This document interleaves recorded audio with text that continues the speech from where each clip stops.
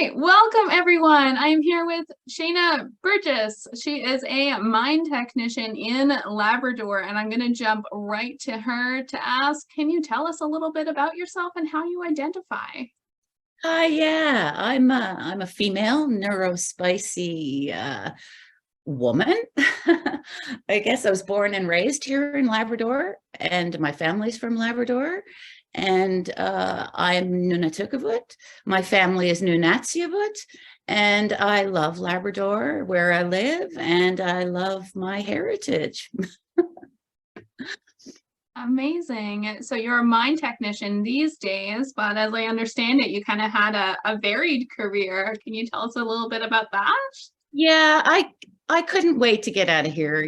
When I was 19 or whatever, I left as soon as I could possibly get out of here because it's a small, remote mining community. And I've had many careers out there in the world and had a lot of experiences and whatnot. But I never really felt like I was doing what I wanted to do. I felt like I was doing what I had to do to get by. So, um, What was the point of change then that kind of finally landed you back in Labrador and as a mine tech?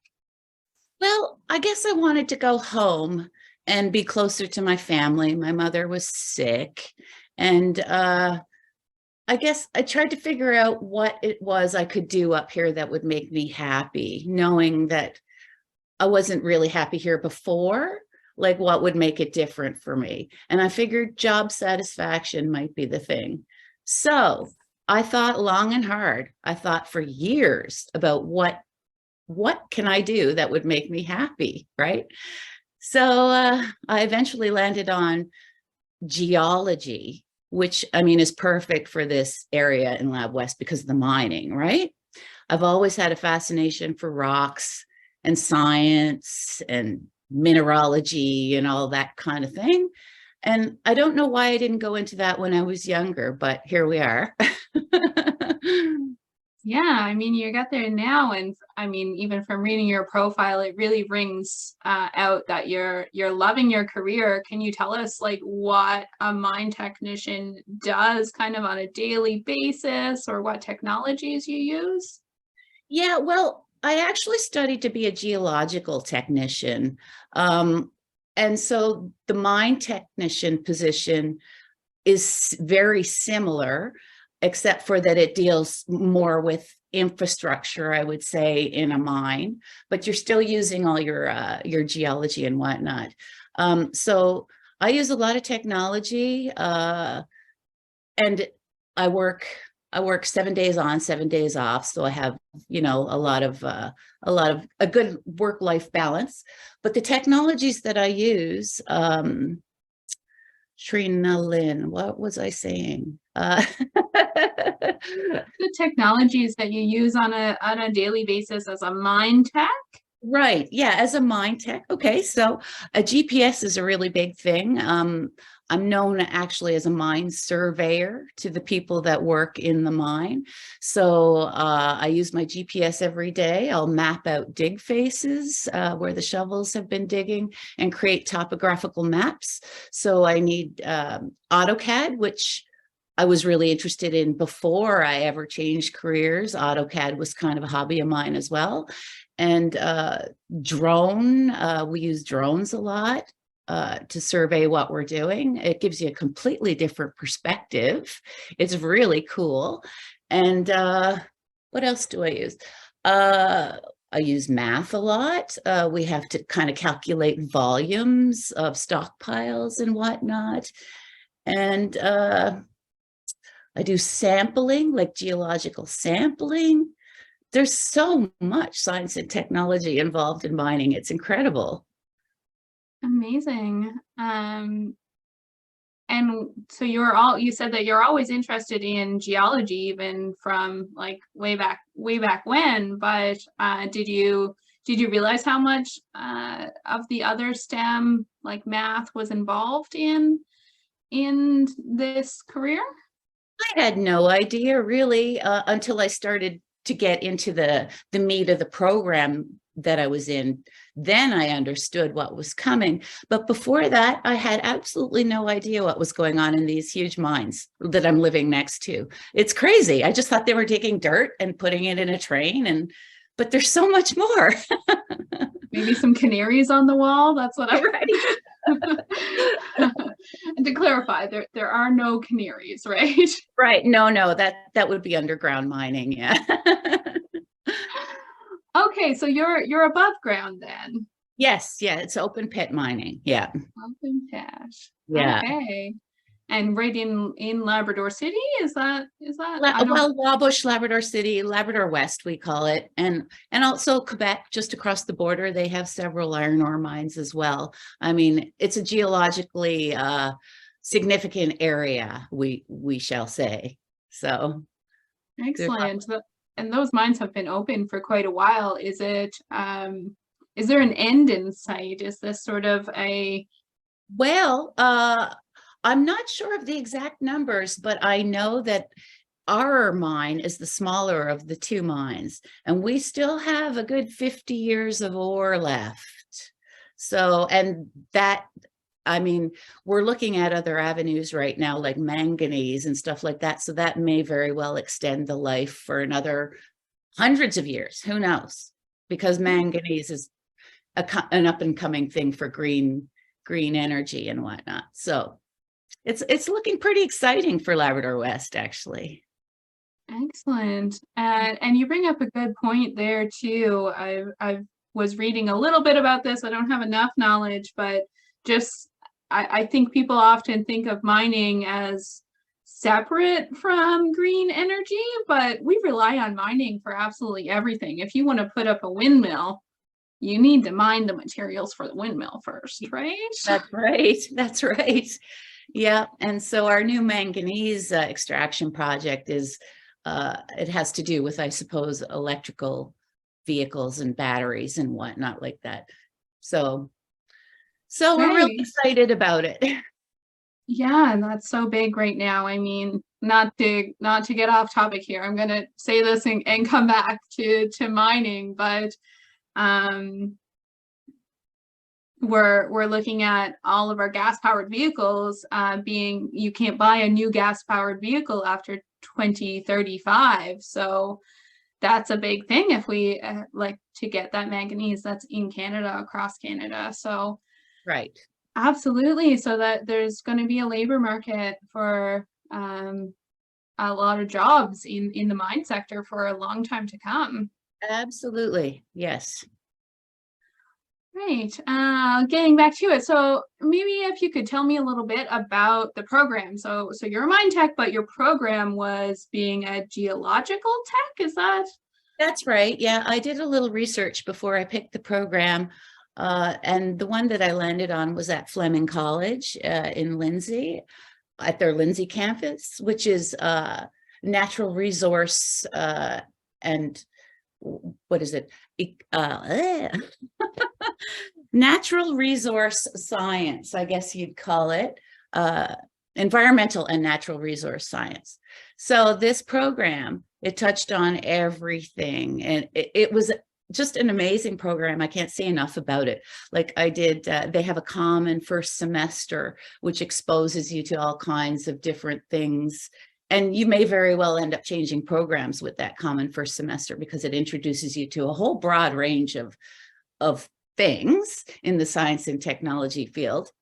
And so, I mean, I was taking soil mechanics and geophysics and hydrogeology, surficial geology, and AutoCAD, and we did a surveying boot camp, and I just enjoyed the program so much.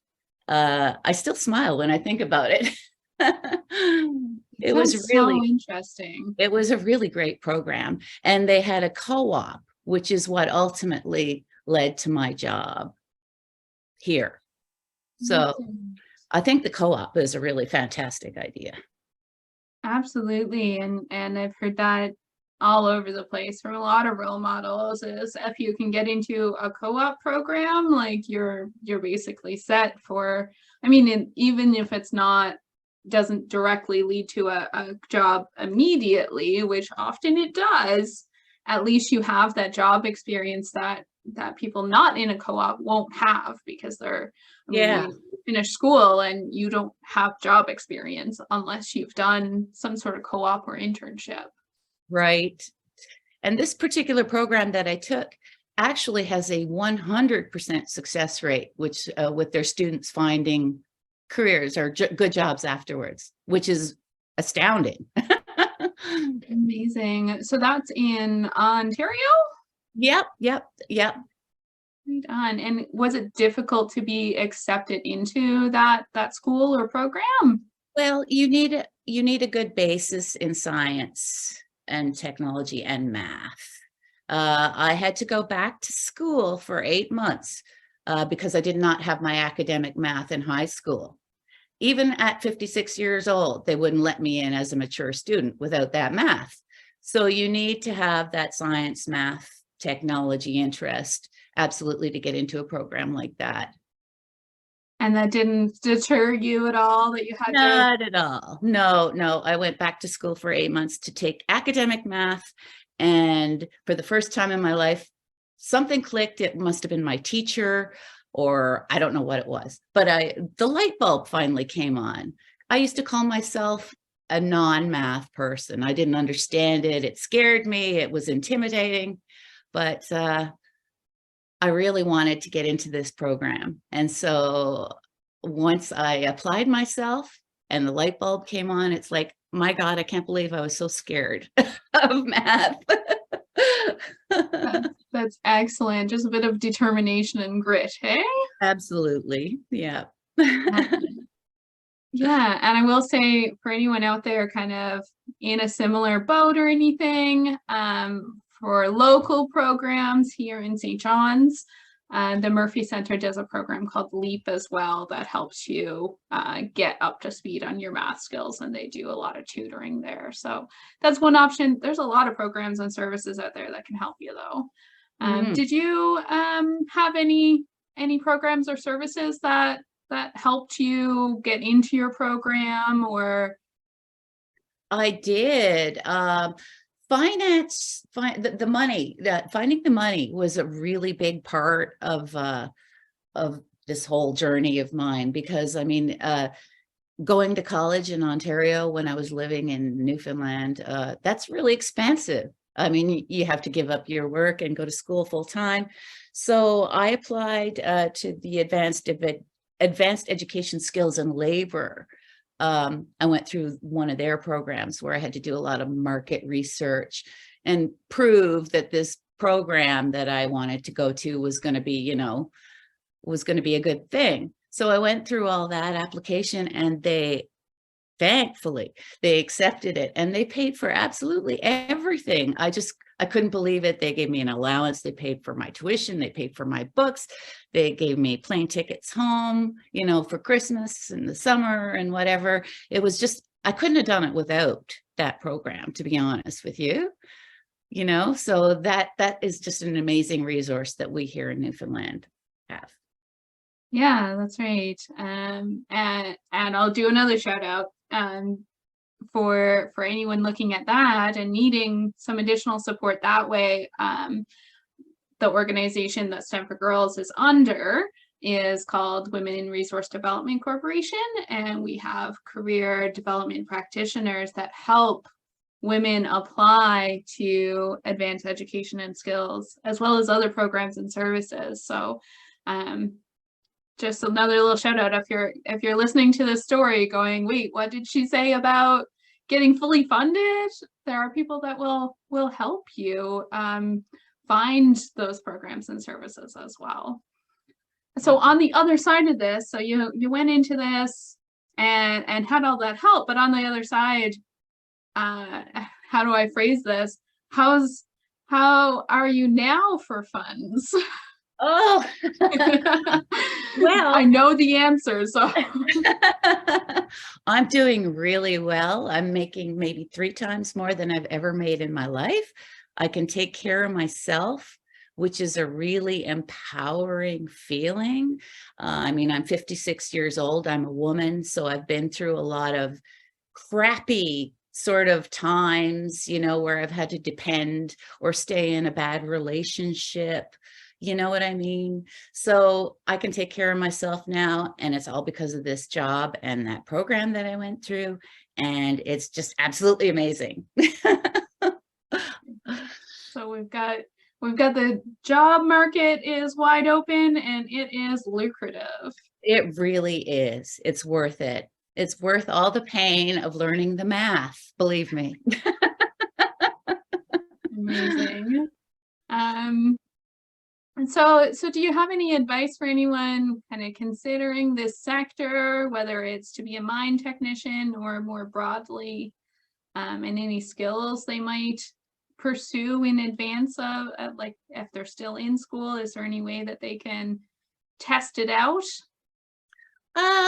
Test it out. I don't, test it out.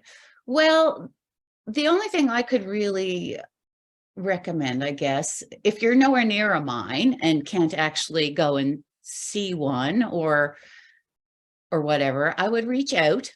You can reach out to me at any time. You have my contact information. Ask people who work in that industry. Do some research. There's lots of research out there from people like me who do, interviews like this, who have gone through the programs, who are working in these jobs. Just don't be afraid to ask questions, and Yeah, perfect.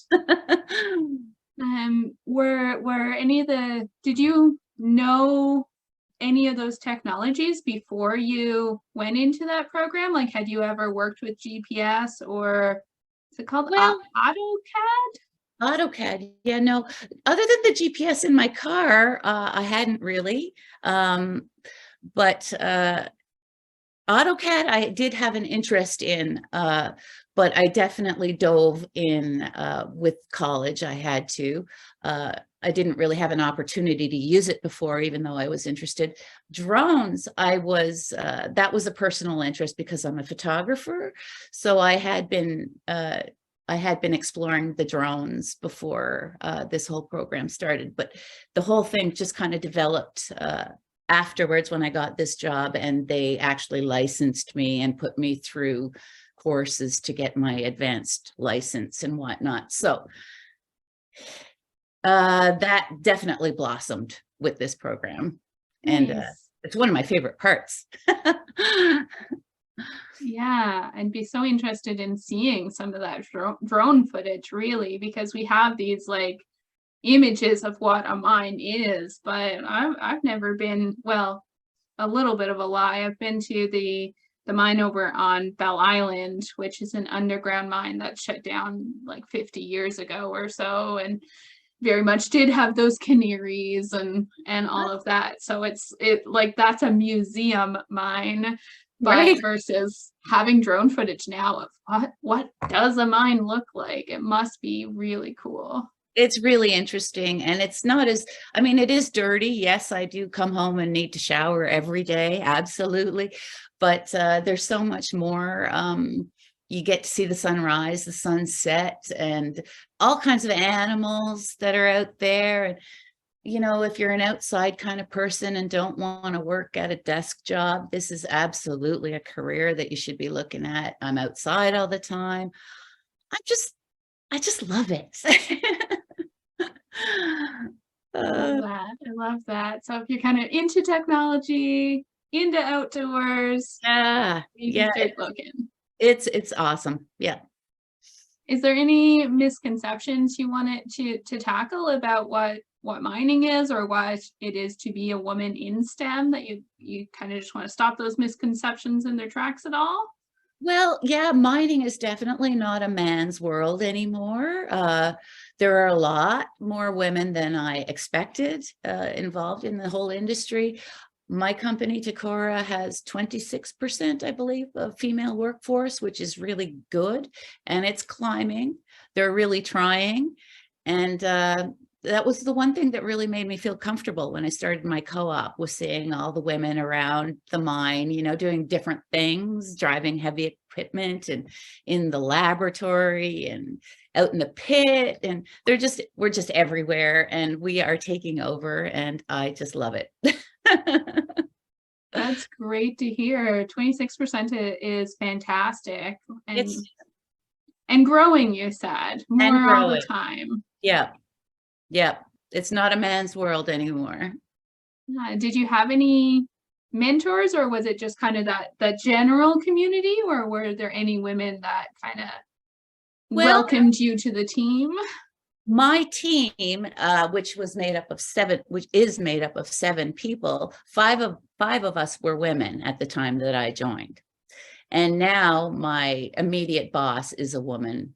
And I love them all. Like, it's just amazing. I really love our team. I love all of that. That's so great to hear. Yeah. So I've sort of got, I believe, to the end of my questions, but so I guess the last question I have is there anything that you wanted to share that we haven't had a chance to touch on, or any resources you wanted to point to, anything at all? All I can say is it was a real struggle to get from A to B when I decided that I wanted to do this. And I can't believe that I'm here. It was a lot of work. And I'm so proud of myself and how far I've come. And it's a wonderful feeling. It's a wonderful feeling. That's all I can say. And if you can dream it, you can be it. So don't let anything stop you, girls.